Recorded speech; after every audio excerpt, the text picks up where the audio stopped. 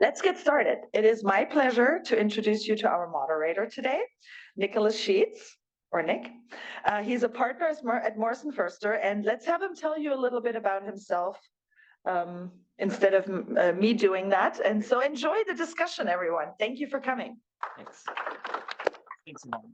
And thank you, ACG Silicon Valley, for putting together this great panel today. We're really excited to host you guys here at MoFo, and welcome to the Mid-Year Capital Outlook. As Yvonne said, I'm Nick Sheets. I'm a lawyer here in Palo Alto, focusing on fund formation. I moved here recently from Hong Kong, spent a few years there. Just a little bit of background on Morrison Foerster. We're a global law firm. We have offices across the world in 18 different cities. Here in the US, of course, we're from California originally, but also in the UK, Europe, and Asia, where I used to be. And our corporate practice focuses, on the spectrum, M&A, venture capital. I do fund formation. And we represent startups, investors, and also some of the largest Fortune 100 companies. So I'm glad for all of you to get to know our firm, and thank you all for coming. So we have a really great panel to discuss trends in the markets these days, and they all come from a diverse background and have different perspectives. We'll be asking them questions, but I think let's start off just by having everyone introduce themselves. So Helen, why don't you start, and then we'll go down. Thank you, Nick. My name is Helen Lee. Great to meet you all. I'm a managing director at Needham Company. So it's a technology-focused investment bank, taking company public or advise them on M&A transactions. So I've been with Needham for 13 years, and my industry focus is on semiconductor. So that's what I've been doing for over 20 years, started as an engineer. And I've been in the Valley for over 20 years as well. So the transactions we involved are like Mobileye's IPO, Global Foundries IPO, but also, our expertise really helping emerging growth companies, like, companies ranging from a few $100 million market cap to a few billions, like SideTime, so we're part of the IPO as well. And besides Needham, I also on the board of two companies, one public company called Alpha and Omega Semiconductors. It's a power device company, and another private company based in Switzerland named Candubus. They're making high-speed connectivity solutions. So that gave me the opportunity to see the world from the other angle and a different perspective. So I'm really excited to be here, very honored to be on the panel, and look forward to the discussion. Hi, everyone. I'm David Saltzman. I am a partner in the corporate practice at Squire Patton Boggs. Squire Patton Boggs is a global law firm with 40 offices or over 40 offices across 4 different countries. We can't use the slogan or everywhere you want to be because MasterCard already used that, but that's kind of what I think of. We try and be a one-stop shop for all businesses, whether it's tax, environmental, labor, and employment. I myself specialize in corporate and securities. It's corporate finance, venture capital, private equity, mergers and acquisitions, and some fund formation myself. I too am on the board of directors of a company, but it's a nonprofit, so we don't face the same issues that we'll be discussing here today, but I am very glad to be a member of this panel. Thank you. So I'm Jennifer Nelson. I'm a senior wealth manager with BNY Mellon Wealth Management. Bank of New York Mellon is obviously a very large institution from a banking perspective, but within the wealth management business, we specialize in helping the ultra high net worth clients, not just on investment management from an institutional perspective and managing the portfolios, but also on the planning piece, which adds quite a bit of value to growth of assets over time. So tax and estate planning, as well as all their banking needs, and then acting as a point person for the virtual family office experience. So thinking about all of the moving pieces and logistics of a complex balance sheet and being a point person for those clients that maybe haven't established a formal family office. I've been with BNY Mellon for, almost 8 years now, and was with Cambridge Associates in the institutional side of the business for 8 years before that. Very happy to be here. Hi, I'm the other Yvonne in the room. My name is Yvonne Lutsch, and we are both from Germany, actually. I have been with the Bosch Corporation for more than 21 years, and 8 years ago I came to Silicon Valley. And for 6 years I am an investment principal at the venture group of the Bosch Corporation. This venture group already exists for 15 plus years, and we do venture capital investments, minority investments in startups like any institutional VC, We have a strategic focus to the Bosch Group, of course, but we do investments in early stage startups like a financial VC with a very strong financial return focus. What else? We are global players. So also the venture group, we have offices here in Silicon Valley, in Boston, 2 offices in Germany, in Israel, and in China. And we do invest worldwide.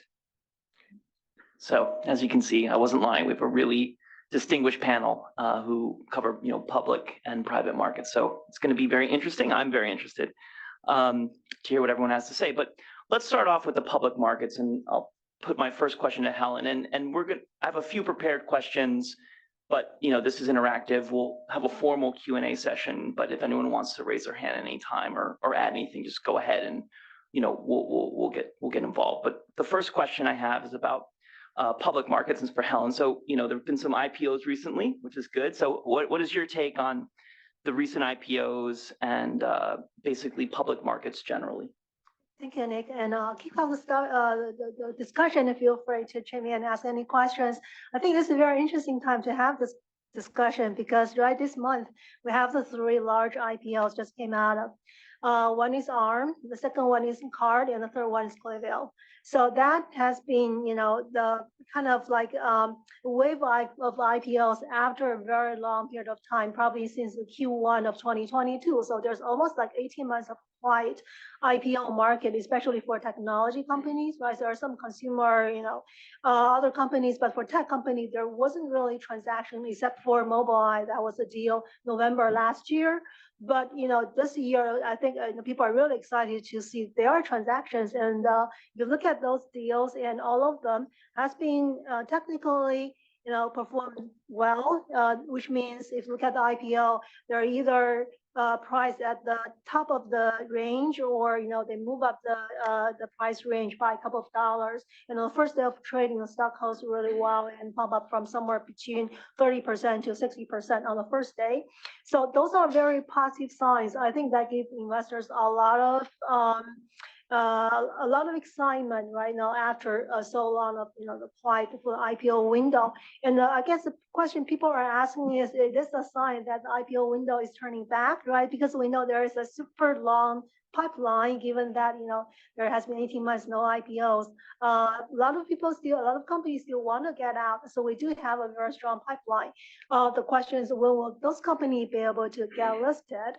And that we probably to have to take it a little bit more optimistic, but with more cautious, because the company like ARM, like Instant Card, they can get out. That probably can be generalized to other smaller transactions or more emerging companies.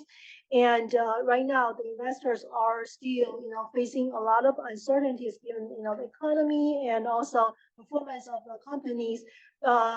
We don't feel like there's good visibility for the next few quarters, so maybe like 2 to 3 quarters. So we do see a lot of cautious from the investors side. So they're looking more for profitability than it used to be like people are racing to burn money and to get the growth. But right now, investors are really focused on the bottom line, how much profitability you can generate. So that's still the case, and that's basically I don't see the 3 transactions changing the sentiment of the investors completely, right? Even given those 3 successful transactions, but hope things are opening up in Q4 and more in Q2, Q1, Q2 next year. So that's great, and yeah, I think we're all very excited to see some movement there and some successful IPOs. So hopefully that will be the start of good things to come. So next question for Jennifer. You really, given your vantage point, have a pretty comprehensive view of the market. So I think, what are you seeing and how are you recommending your clients position their assets, in light of the market recovery, but also in light of the recent headwinds? Yeah, that is definitely the question that I get most frequently, especially given market performance the last couple of weeks, or really even today. So we've seen the 10-year Treasury yield come up quite a bit over the last couple months. And that is always a worrisome sign when you're looking at equity returns. And then on top of that, we've seen inflation level off at a much higher level than what the Fed is targeting. And they are very laser focused on that 2%. So hovering on 3.5% to 4% is not ideal. That's creating some uncertainty around what the Fed policy is going to be. Markets hate uncertainty. And we've seen that trade occur the last couple of days. We did get some guidance, but it's not enough because it's all very data dependent, right? So we are seeing the Fed say we might raise rates again this year, but again, it's data dependent. And then more worrisome for markets and investors is looking out towards the end of 2024. The forward projected rates are much higher. We might only get 2 cuts next year. And then even going into 2026, it's like at the 3% level that the Fed dot plot is now projecting. And that all creates quite a bit of headwinds for corporate earnings. It's really difficult to have the really high multiples of price versus the earnings to back it up in a high yield and high interest rate environment. And we have seen the markets recover nicely this year, but it's important to keep in mind that it's not a broad market recovery. There's a few names and a couple sectors that have done very well, but that does not equate to great performance across the board. So when we're thinking about allocation for clients, the number one question I always ask is, if you're going to bucket different types of investments and goals, what is the actual goal for this asset? What's the timeline look like? Now is not a great time to take equity market risk. So if you have liquidity or capital needs in the next 6 to 12 months, take advantage of cash rates. For one of the only times in history it's outperforming inflation. That's not going to last forever. Cash long-term never outperforms inflation. So make sure you take advantage of, US Treasuries or 5.5% at the 6-month level. We have CDs that are equal to that. There's also money market funds for some of our institutional investors that are worried about bank risk that are over 5%. So that's an important thing to consider. And then when we look at core investment portfolio, you want to consider full diversification within equity markets, just given that growth and tech stocks are wonderful. They've performed extremely well. But if you only focus on those, you risk investing in assets that are very overvalued at the moment. So make sure you have some value-oriented investments. Don't shy away from industrials and having a defensive position. And within core bonds, active management, owning individual issues, going out a little bit longer on the yield curve, especially in California, where you can get that tax-free income, is very important. And then the last thing on allocation that I point to is the importance of alternatives. So we talked about stocks and bonds. There's been a positive correlation trend between those two assets over the past 5 years, which is not ideal for portfolio construction. They're not supposed to perform in lockstep. They're supposed to offset each other and help you, but that did not happen in 2022. Both were obviously very negative. So alternatives were really helpful. We recommended our clients go overweight to that position in Q4 of 2021, and that really buffeted performance last year.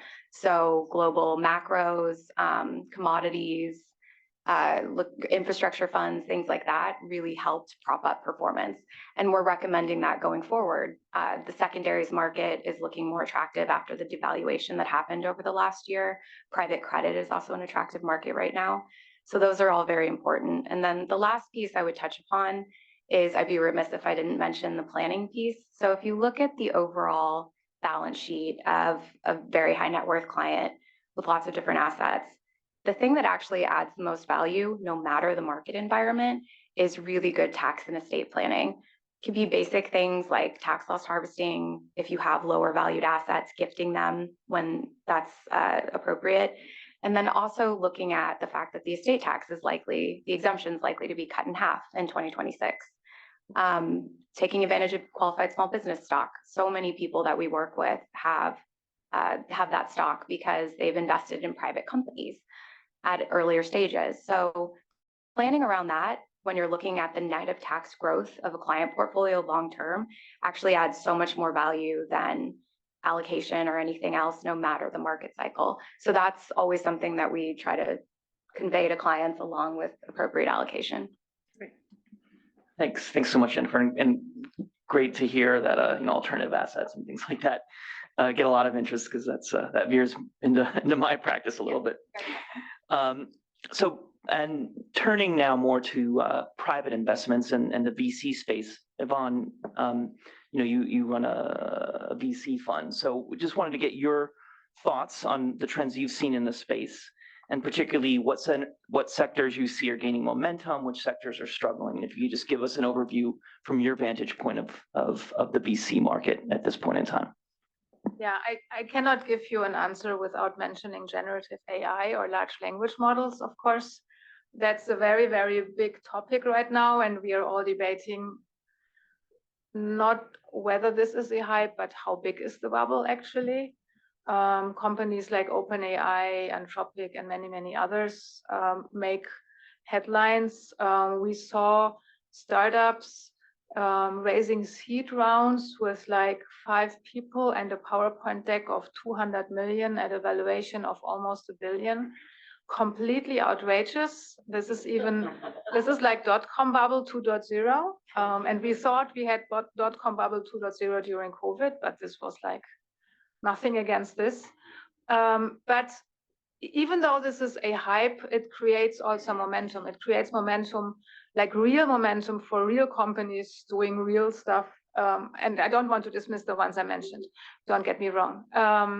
Because of this trend, there are many, many opportunities, and big corporations are recognizing there's opportunities, and they want to explore how they can improve production, how can they be more efficient in enterprise management, and also in the manufacturing space. And so therefore, startups, companies building tool chains, helping enterprise customers, building specialized models. With all your enterprise data, you can also feed a large language model, and then it can tell you based on the history what's going on in the near future, which is amazing. And even hardware is an important topic. I mean, NVIDIA went through the roof because of this hype in the large language models, because there's so much need for compute, and people don't want to waste all the energy just to run NVIDIA chips. And there's like, I don't know, 50 or 100 startups, and there were there before called AI accelerators. So specific silicon building chips that are much, much more energy efficient than NVIDIA. And they are now getting a second chance or a third chance through this hype, because now they all focus on large language models.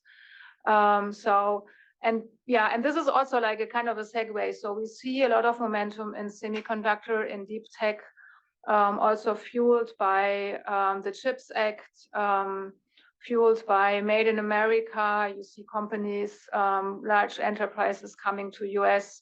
Even Bosch acquired a semiconductor fab pretty recently in Sacramento, just to mention.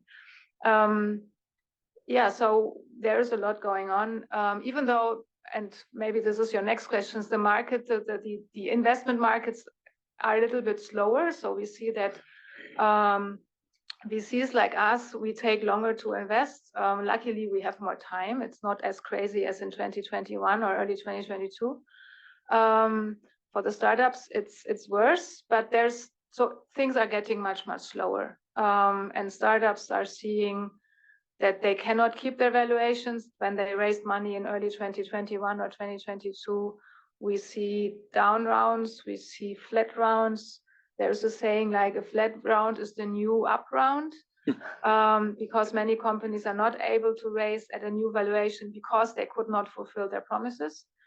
So I think from a financial perspective, it makes sense that these flat or down rounds are there. But of course, for the entrepreneurs, it's pretty painful. And for some LPs, of course, as well. So that's something we have to watch very carefully. Very interesting. Thanks, Yvonne. And David, my fellow lawyer, sticking with the venture capital, and I think maybe building on what Yvonne was saying, we've heard about the decline in the venture capital investing. Obviously, as Yvonne is saying, no, maybe that doesn't apply to AI, but overall, that's what we're seeing. And so what's going on there? And also, being the lawyer, maybe you could tell us how that's impacted deal terms and VC financing since the pandemic. Sure. Well, there's definitely been a decline in the VC investing in terms of numbers of deals, deal valuation, and up round, down rounds, and side rounds. There have been mostly down rounds. There have been some up rounds, depending on the sector, but for the most part, they have been down rounds. And this is because of reasons that have been discussed. The uncertainty in the market, which seems to be getting greater now, in my opinion, based on the market and other stuff, like today's market stuff that's happening, the high interest rates, cost of capital, and fewer IPOs. Now, there are some more IPOs finally starting, but there's not a huge slew of exit events that are making VCs feel comfortable. So there's still a lot of discomfort out there. And as a result, there have been a number of different terms in the rounds that I've seen. Now, the up rounds, pretty much the same terms as you could expect. But the down rounds, some are creative and some are maybe what you might call more standard. If it's only a minor down round, there might be no difference in the terms. The anti-dilution provisions would be triggered, but if there's not much of a down round, sometimes it may be waived. Other times, investors have been actually using that to their advantage, and instead of having the common broad-based dilution standard, it may get pulled back to a narrow-based or even ratchet. Somewhat unusual, but that does happen. More often, I'm seeing cram downs and pay to plays. And that's where existing preferred stockholders have to purchase their pro rata portion of the next equity financing, or the existing shares that they have, the preferred shares they have, will convert to common or into another shares of preferred stock that is junior to the new one. So they've got incentive to pay to play to maintain their ownership and keep the same rights. Dividends, sometimes there's a change in dividends. I think that most of you know that there are sometimes, it typically had been that dividends of VC-backed companies would be paid when, as, and if declared by the board, which was virtually never. However, there's a concept of cumulative dividends or accrued dividends, which means that even though the board doesn't declare the dividends, they still accrue from quarter to quarter, and they would be paid out at the liquidity event that comes up. And that does bring me to liquidation preference, which I think is a biggie here. So for those of you that are not familiar with a liquidation preference, what it is, basically it means that preferred stockholders get the first slice of the pie when there's a liquidation event. Before any common stockholders get anything, the preferred stockholders get their liquidation preference, which is typically the greater of 1x of their investment, or what they would get if their shares had converted from preferred into common. And I should point out that typically these payments of the liquidation preference have been pari passu, meaning at the same time. So if, say, there's a Series A, B, and C round, and then the company is sold for a loss, it's been struggling, didn't do too well, and not the full amount of liquidation preference is payable to everyone, the preferred stockholders will get their pro rata portion of what is there, and the common stockholders will get nothing. Now, there's a concept of participating versus non-participating preferred. Participating preferred is after the preferred stockholders get their liquidation preference, then distribution, the remaining assets are distributed to the common stockholders. If the preferred stockholders are entitled to participate in that distribution on an as-converted basis, it's called participating preferred. That have been in a minority of cases. Now I'm seeing a lot more, that's non-participating if they don't participate in the distribution, participating if they can. Typically, there had been much more non-participating than participating, but we're starting to see some more participating now. There may be a cap such that you're capped at 3 times the investment amount, so that there's still some incentive for the common stockholders. And that incentive is a very big deal. I mentioned that the typical amount would be the greater of 1x of the investment, or whatever they would get upon conversion. During the dot-com bust, following the bubble burst in 2000, it had been 1x then also. But then VCs started getting clever, and they started asking for 2x multiples and 3x multiples, and they were getting it.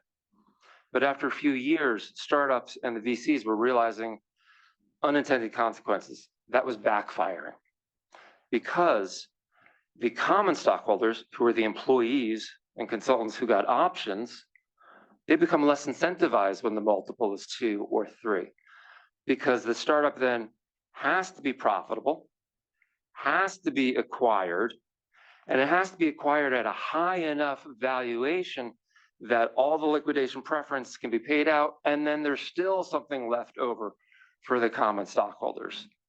If it doesn't look like that's going to be the case, the common stockholders, the employees, aren't incentivized to stick around and they go somewhere else. So now there may be an increase, but I typically do not see any higher than 1.5, maybe 2 at the most. Some other terms, redemption. There used to be very little redemption. Redemption of preferred shares that could be called at the option of the preferred stockholders themselves. Seeing that a little bit more often, although it's definitely still not in a majority of cases. And then I would say there are some creative things that some companies are doing. I've seen warrants given out, which, you know, kind of reminds me back of the heyday back in the bubble when warrants were given as sweeteners in bridge financings. Right now, warrants may be given as further incentive for preferred stockholders to purchase their pro rata share, and or if there's a rights following afterwards, getting penny warrants for investments above their pro rata share. And then some, as I mentioned, some creative stuff. Recently, I did a deal where, you know, in the right of first refusal and co-sale agreement, when founders transfer their shares, preferred stockholders have a right of first refusal to purchase up to their pro rata portion. If any other preferred stockholder doesn't exercise, then they can oversubscribe those that did elect. And only after that, may there also be co-sale and a sale to a third party, the original intended transferee, if not purchased by all the preferred stockholders. Interesting thing that I saw recently was a new investor coming in and saying, whichever preferred stockholder doesn't purchase their pro rata portion, we want to be able to buy it. And then only after that could it go to a co-sale or third-party transferee. So they get creative in a lot of different ways. Sorry to go back on one thing with respect to the liquidation preference. As I mentioned, it's typically has been pari passu, everyone getting it at the same time.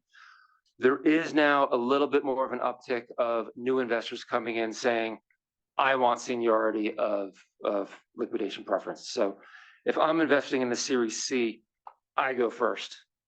Then A and B can go pari passu, and then common comes after that. So there are a lot of variations. And I wouldn't say that any of these have become the majority or standard, but you're apt to see one or more of them in different financings. Thanks, Steve. That's really interesting. Yeah, it sounds like everyone's trying to figure out how to handle this environment. So, and that kind of leads to the next question. I think, you know, sort of what's underlying all of this is that there's a tighter credit environment and rising yields globally. And so if you can, you know, I throw this open to the entire panel, just discuss how that tighter credit environment has impacted your space that you focus on and where you see that going. So I could take the tighter credit markets. I mean, obviously that's having an impact on smaller and community banks. And I actually do think it's going to have an outsized impact in this area. We've already seen that if we go back to Q1 of this year. I work with a lot of my clients are GPs at venture funds, and just talking to them, talking to people that they refer to me from their portfolio companies, there's just types of financing and which assets we can use as leverage when financing that is not as commonly acceptable now in the banking industry. Not a lot of people will do it because there's credit risk that you're taking, right? And banks have to be careful to maintain their credit rating. I know BNY Mellon is definitely trying to maintain their credit rating. We're one of the highest rated institutions in the US. And so I do think that that's going to be at the detriment of some startups and different private companies that are looking for that kind of financing, especially if we lose, and then even on the commercial side, if we lose too many community banks, it doesn't look like that's immediately happening, but if credit continues to tighten, that might be a concern. We lose a very big partner when it comes to like local financing for commercial properties and things like that. So I do think that that will have an outsized impact.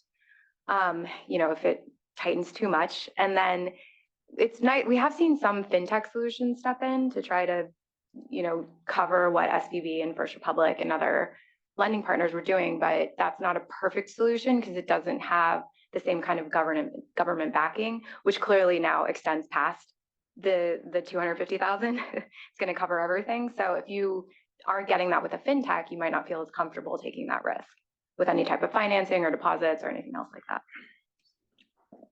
Yeah, it's interesting that you mentioned. We also, a couple of years ago, whenever startups in our portfolio or friends of us were raising money, they were always considering, together with a round of financing, a loan from Silicon Valley Bank. Yeah.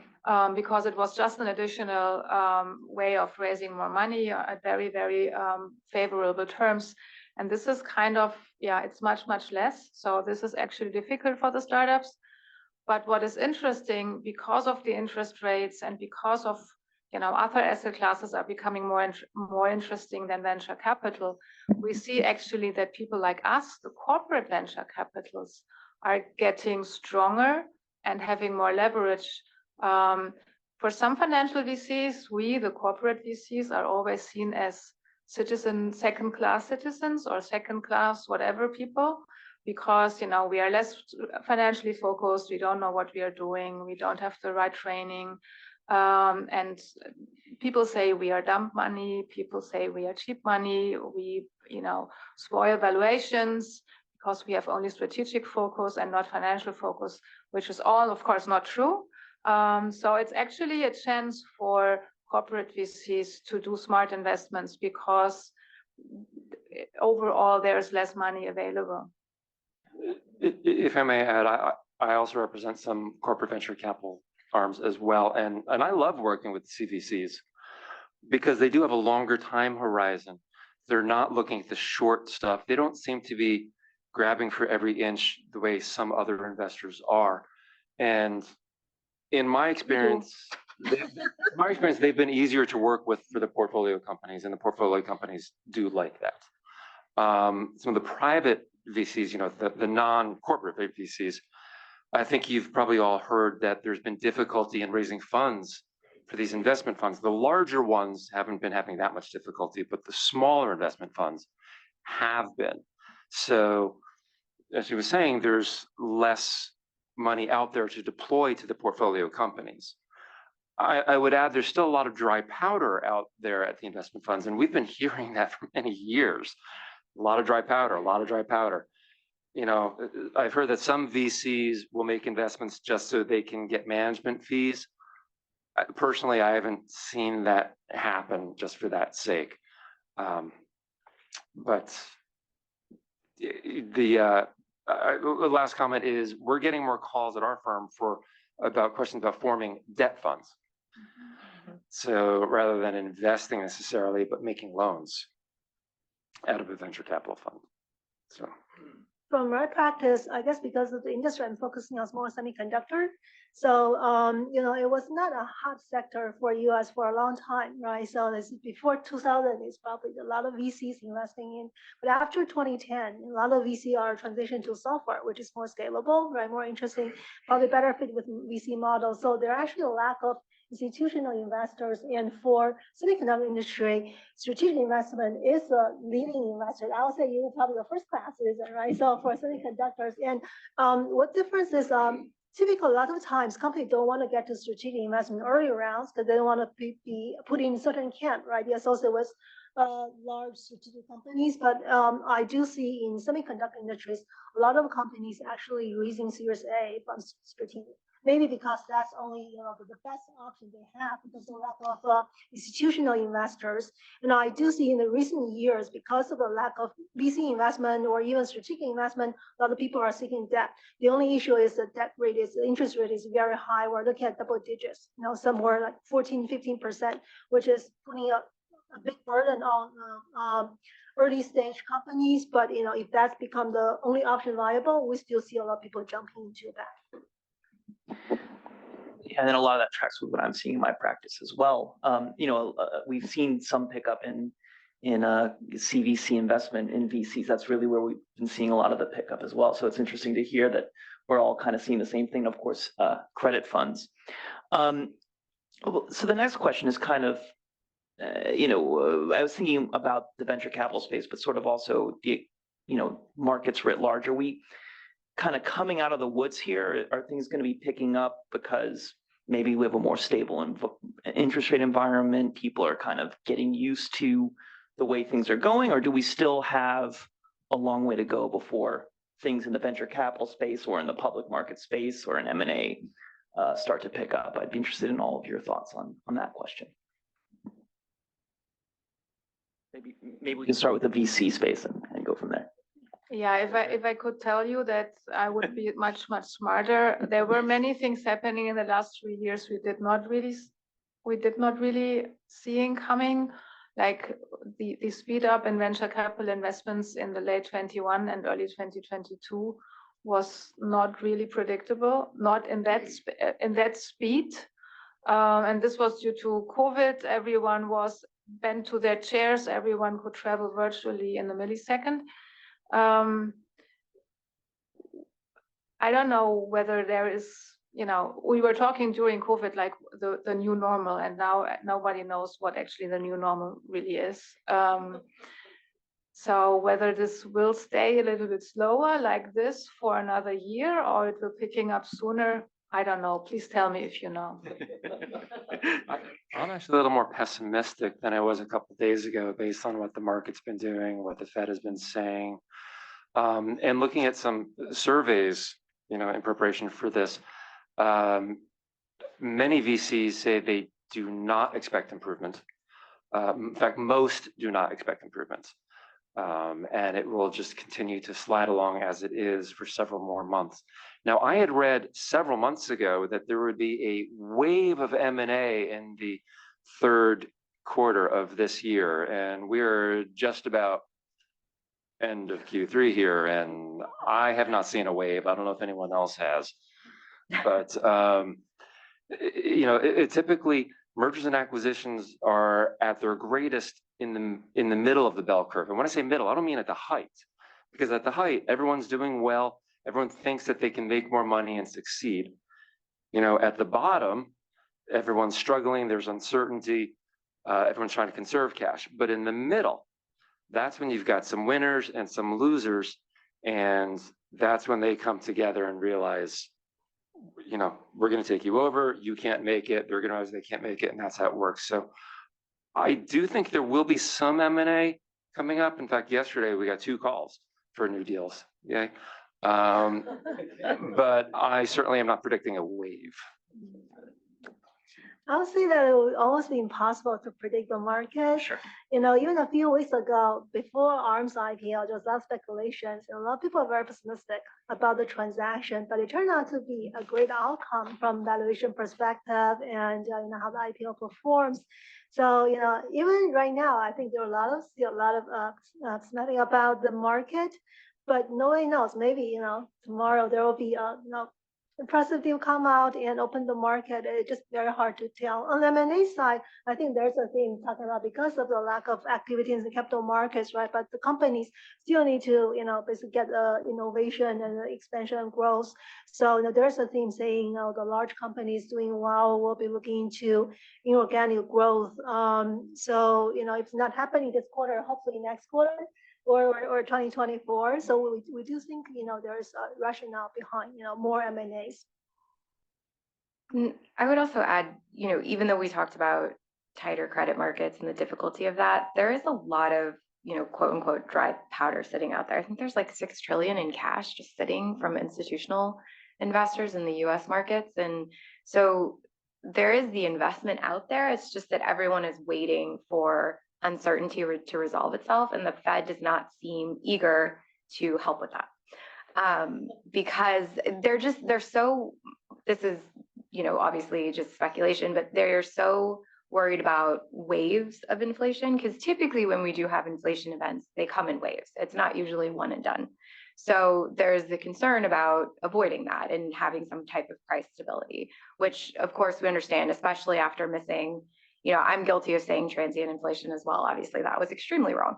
So I think that concern is valid, but it is coming with such market uncertainty that, you know, while you're getting good cash rates, I understand why massive institutional investors are keeping that on the sidelines. So the investment is there. It's just no one feels comfortable with putting it into non-guaranteed assets like the 5% return on cash.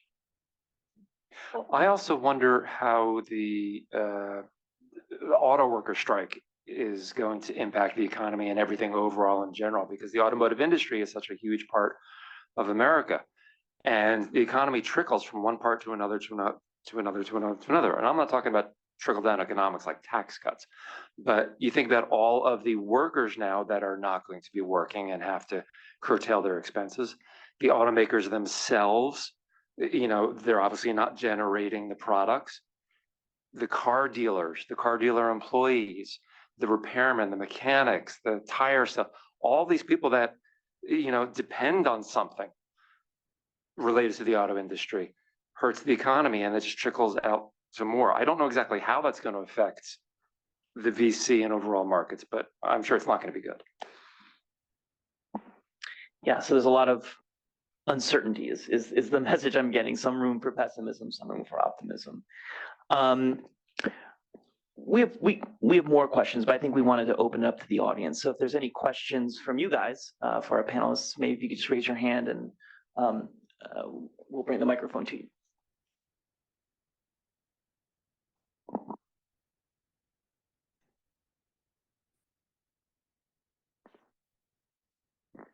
Thank you. It's been a really informative discussion. You mentioned the auto industry. I agree, that ripple down effect. What about the writer's strike? I mean, I think it's, yes, localized in LA. You may laugh, but the effect of it, if you think about the content, and we're all consumers of that content, and the production industries are not just LA, it's all over the world. So, and then there's trickle down effects of all the gaffers and grips and lighting people and producers and directors and all those people and actors. So can you talk a little bit about that and how that, I mean, nobody's gonna know the answer, but what are your thoughts?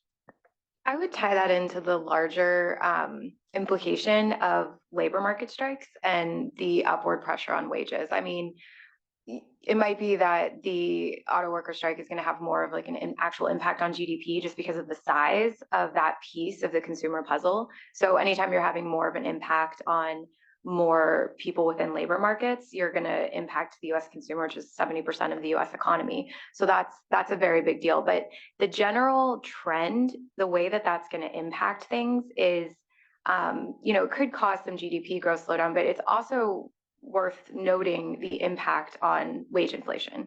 So it's hard to talk about wage inflation as a negative thing because, you know, everyone wants people to get a fair wage.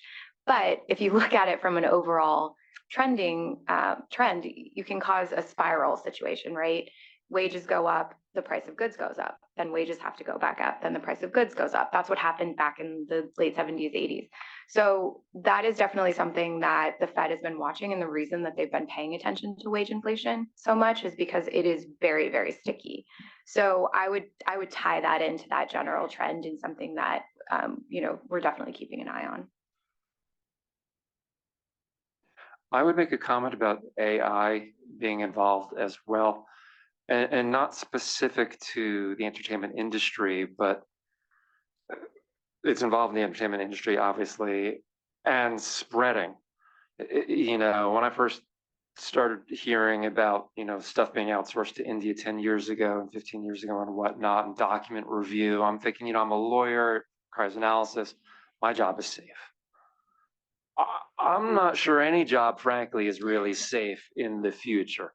I'm not expecting to be, you know, let go tomorrow, for example, you know, but there was a lawyer in New York, I think many of you people have heard, had ChatGPT prepare a brief and got in trouble with the judge because ChatGPT cited several cases that did not exist. Apparently the lawyer asked GPT, are these real cases? Which frankly, I think is stupid, because if you didn't trust it in the first place, why are you going to trust this answer? But I just wanted to point out that AI is infiltrating every industry, and it's going to have some kind of an impact. And I don't know what it's going to be. Real estate, commercial real estate, kind of, it doesn't quite fit in the consumer bucket, but clearly there's softness there. In the commercial real estate market? Yeah, I mean, clearly it's not created equal. There are spaces where commercial real estate is doing well. I'm from the DFW area. They've been going to the office for a very long time, so commercial real estate hasn't suffered quite as much. But when you look at new deal flow and lending opportunities, as you start to come out of the current terms and have to move into much, much higher interest rates, and you also are facing high vacancies, that's going to be problems, right? So the turnover is the issue.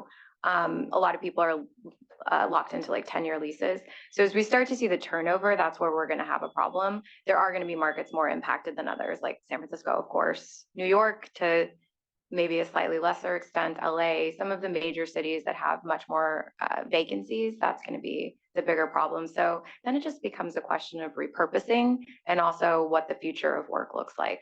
But I mean, if I was a small bank or a commercial real estate firm, that would definitely be a hardship that they're going to face in the next 5 years or so. Hey, Chris had a Christopher. Okay, thank you, Nick, for moderating such a wonderful panel. In fact, I have a question for you. Oh. So given that you have a global panel here and you're fresh from Hong Kong, and clearly there has been a lot of geopolitical tensions between US and Russia and US and China. Sure. So we all agree that short term there will be volatilities, but we are private equity and we are venture investors, we're long-term investors. Right. So I think our horizon is more than 5 years. So I wanted to just take your temperature, and you can definitely delegate it to your panel on the long-term investment horizon between international capital markets. Right. So if you could comment on that and share. Thanks. Well, a lot of uncertainty, right? And it's hard. I think the long term is the most uncertain. I think in the short run, what we know is that there's going to be a lot of hesitancy for foreign investors to invest in countries that are not really part of the Western alliance. And we're seeing a little bit of a bifurcation of the world. A lot of, there's a sense that a lot of the technology that AI and other type of innovation that's so exciting and is drawing a lot of investment also can lead to national security issues. And as a result, investment has become securitized. And I don't see that changing in the next few years. I think it's going to get worse, particularly as these technologies get more powerful. And so I'm preparing myself for, unfortunately, a bifurcation. That's not, my background, I speak Chinese. I've lived in China for over 10 years. I'm very interested in positive US-China relations. Obviously, it's not an outcome I want, and I hope that things can change. But I think part of what's going on is, there's not going to be a change in leadership, and there's not going to be a change in attitude. So I'm a little pessimistic. I think we might be entering into sort of a bifurcated world, at least in some areas of investment. But I think there's going to be other areas that are less sensitive. And, we need to have countries like China and Russia be part of the world. And globalization, I think, has been a net positive for society. So I think we'll find the contours of what that kind of slightly deglobalized world would be. That's my view. Nick, can you explain what you mean by bifurcation in this context? So, for example, I mean, it flows throughout the economy, but let's just take supply chains. Particularly right now, supply chains are very integrated, and most companies do most of their manufacturing in China. And I think there's a lot of concern because of the geopolitical risks. You at least have to have a China +1 strategy. And a lot of companies are deciding that they might need to leave China altogether because the risks are too high if they're in particularly sensitive sectors and the government's going to have a lot of attention. China itself, is very concerned about foreign investment. And so, that's the type of, it's really decoupling or de-risking, whatever you want to say. That's really what I'm referring to. Yeah. I will note that in my 401k account, it's the international mutual fund that is doing worse than every other fund. Yeah. That accounts. But Yvonne, I know you have an interesting take on this because you guys, yeah. We talked about this before the panel because Bosch is a German company and a German multinational company. And currently Germany feels a little bit like Switzerland, like being on neutral ground. And Bosch has very, very clearly a growth strategy in all countries and in all big areas. So Bosch has a big growth strategy in China, but Bosch has also a big growth strategy in North America. How this will play out in both regions of the world at the same time and whether everyone likes that, especially the big 2-country leaders, and that's not Germany, that's to be seen. For example, we, the Bosch Venture Group, we are international. We invested a lot in China the last 2 years. There were so many opportunities, electric vehicles, the connected car, power electronics, batteries, battery recycling, simulation, whatnot. Because China is so hungry to become independent and to become a technology leader themselves. And there's so much incentives, local for local. Local companies are incentivized to buy local chips and whatever. So for us, from a Bosch Venture perspective, as an international player, it's actually very attractive there.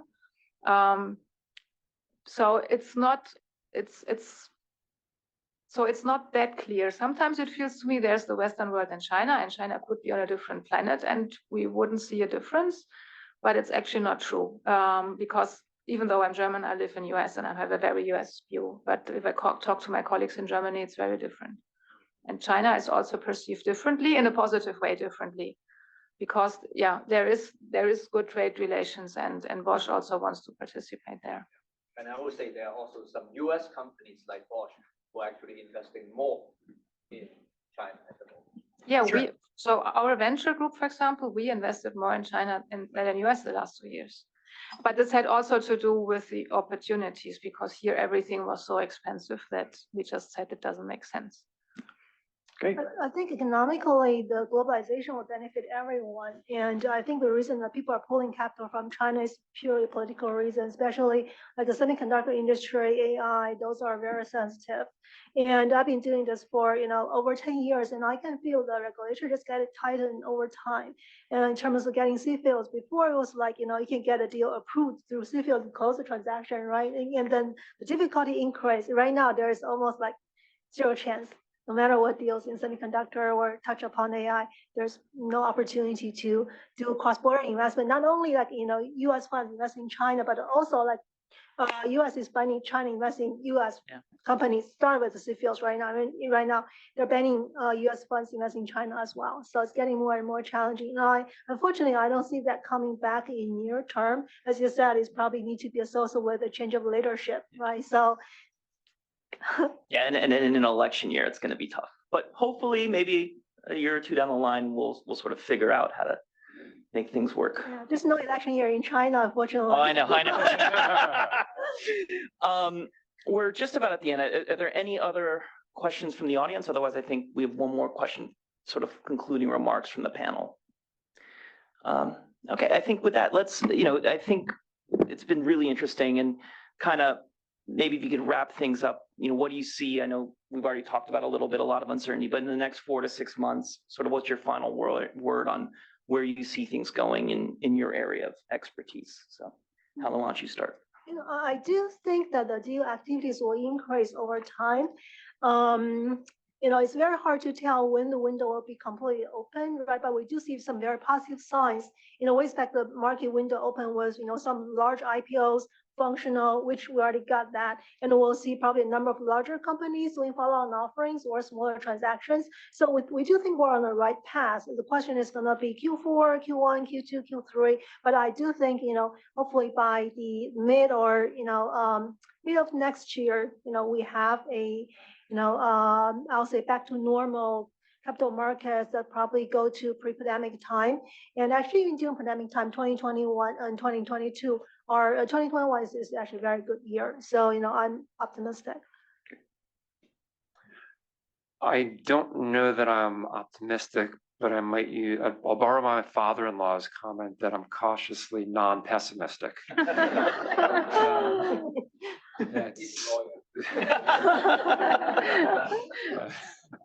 that some of the VC deals, the VC investments will improve a little bit at least. I don't think a tremendous a lot because of the uncertainty and the problems that we've talked about. But I know that some companies have been holding out as long as they can, hoping for the uncertainty to go away and the valuations to go back up.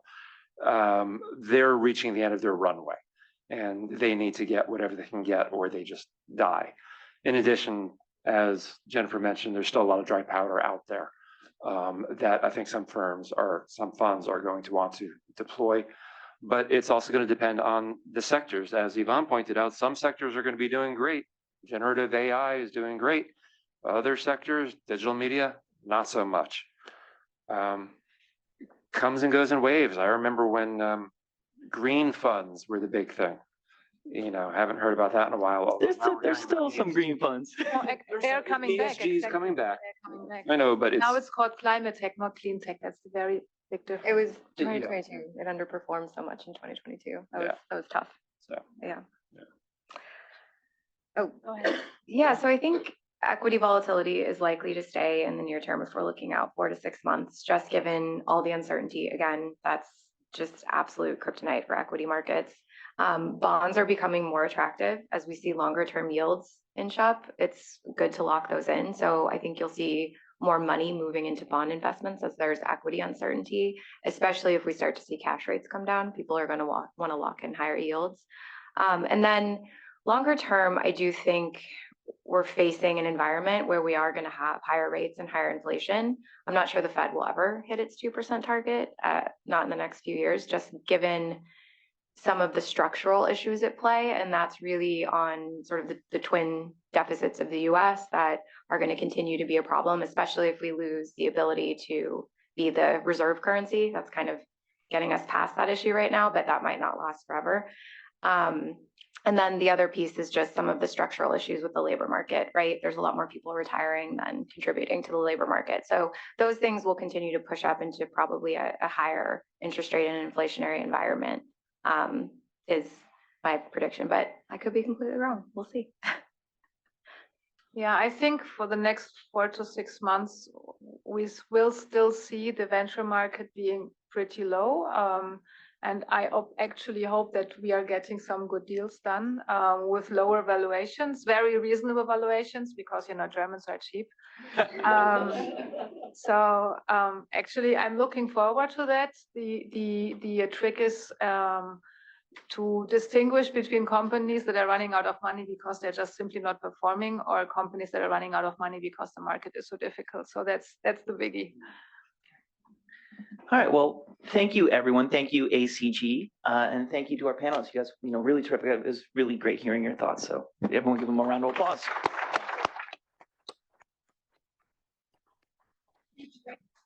And all the panelists, and thank you all for attending today. I hope to see you again soon.